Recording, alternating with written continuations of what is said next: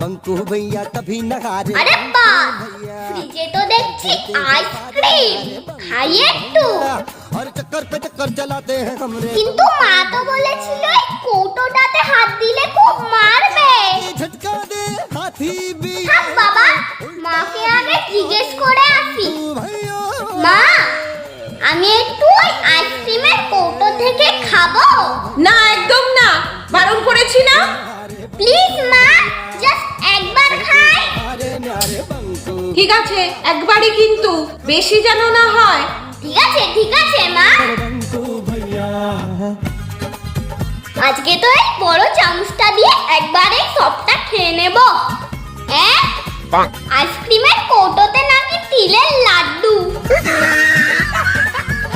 খা খা, একটু আইসক্রিম খা।